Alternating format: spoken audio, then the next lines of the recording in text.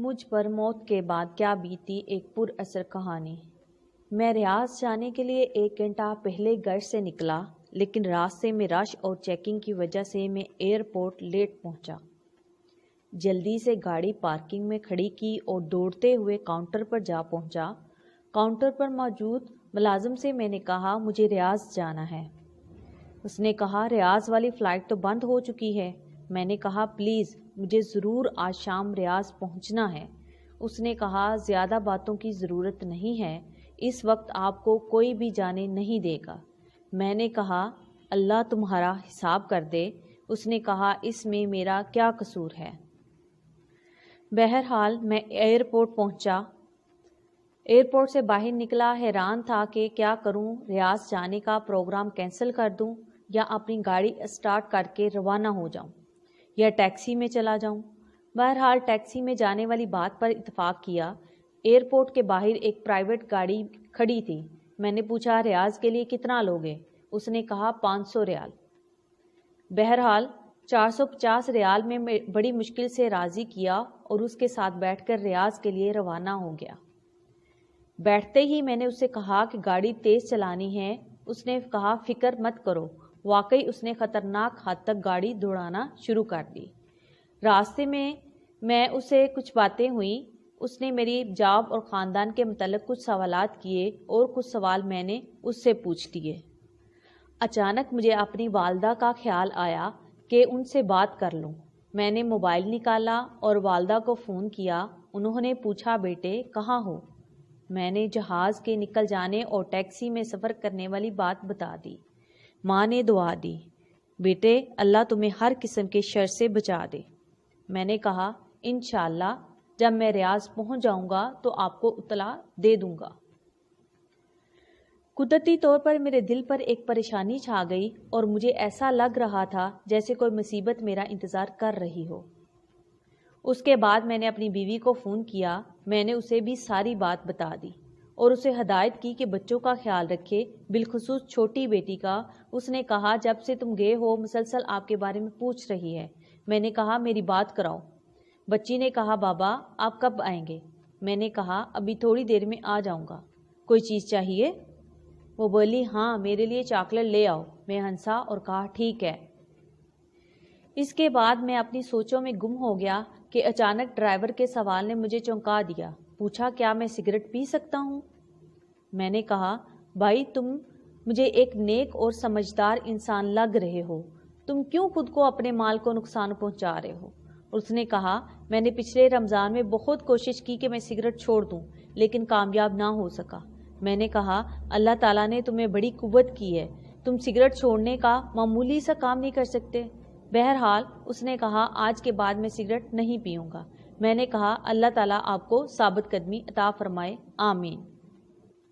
مجھے یاد پڑتا ہے کہ اس کے بعد میں نے گاڑی کے دروازے کے ساتھ سر لگایا کہ اچانک گاڑی سے زوردار دھماکہ کی آواز آئی اور پتہ لگا کہ گاڑی کا ایک ٹائر پھٹ گیا ہے۔ میں گھبرایا اور ڈرائیور سے کہا سپیڈ کم کر دو اور گاڑی کو قابو کرو۔ اس نے گھبراہٹ میں کوئی جواب نہیں دیا۔ گاڑی ایک طرف نکل گئی اور کلا بازیاں کھاتی ہوئی ایک جگہ رک گئی۔ مجھے اس وقت اللہ نے توفیق دی کہ میں نے زور زور سے کلمہ شہادت پڑھا۔ مجھے سر میں چوٹ لگی تھی اور درد کی شدت سے ایسا محسوس ہو رہا تھا کہ سر پھٹا جا رہا ہے۔ میں جسم کے کسی حصے کو حرکت نہیں دے سکتا تھا۔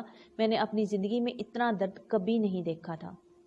میں بات کرنا چاہ رہا تھا لیکن بول نہیں سکتا تھا، جبکہ میری آنکھیں کھلی تھیں لیکن مجھے کچھ نظر نہیں آ رہا تھا۔ اتنے میں لوگوں کے قدموں کی آوازیں سنی جو ایک دوسرے سے کہہ رہے تھے کہ اسے ہلاؤ نہیں، سر سے خون نکل رہا ہے اور ٹانگیں ٹوٹ چکی ہیں۔ میری تکلیف میں اضافہ ہوتا جا رہا تھا اور سانس لینے میں شدید دشواری محسوس کر رہا تھا۔ مجھے اندازہ ہوا کہ شاید میری موت آ گئی ہے۔ اس وقت مجھے گزری زندگی پر جو ندامت ہوئی میں اسے الفاظ میں بیان نہیں کر سکتا۔ مجھے پتہ چلا کہ اب مجھے موت سے کوئی نہیں بچا سکتا۔ اس کہانی کے آخر میں بتاؤں گا کہ میں اس کی کیا حقیقت ہے۔ یہاں پر بھائی بہن تصور کریں جو کچھ ہو رہا ہے میرے ساتھ ہو رہا ہے کیونکہ عنقریب ہم سب کو اس سے ملتے جلتے حالات سے سابقہ پیش آنا ہے۔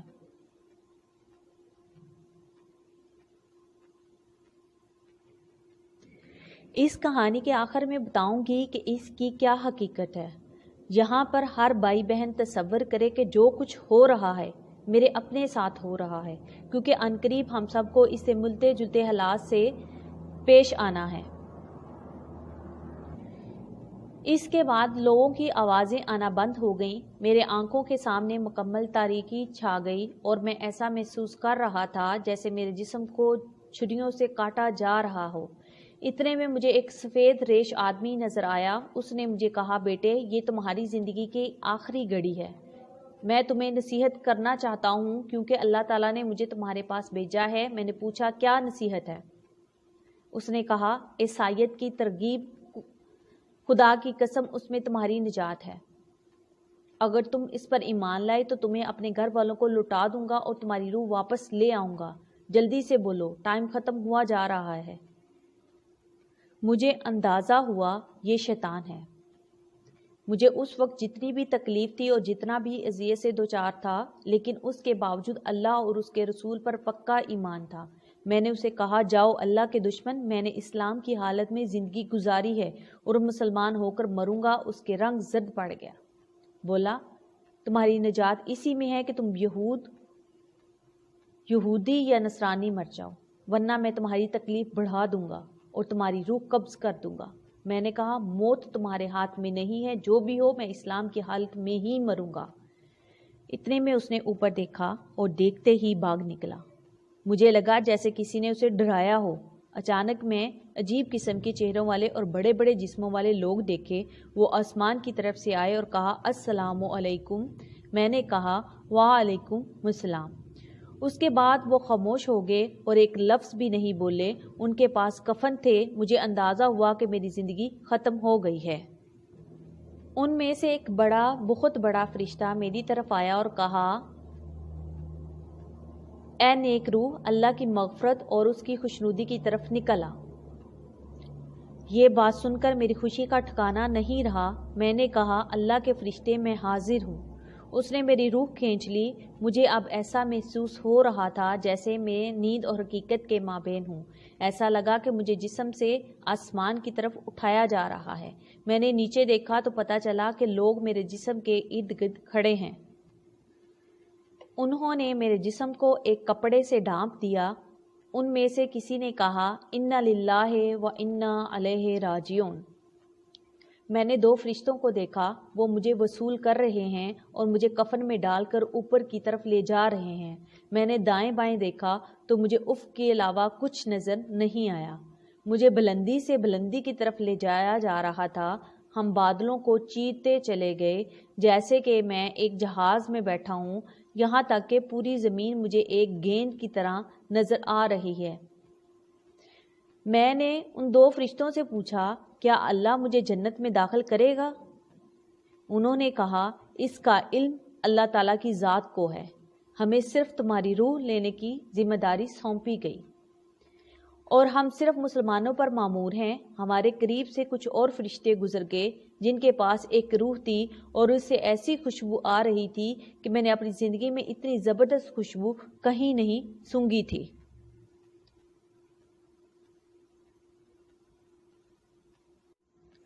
مجھ پر موت کے بعد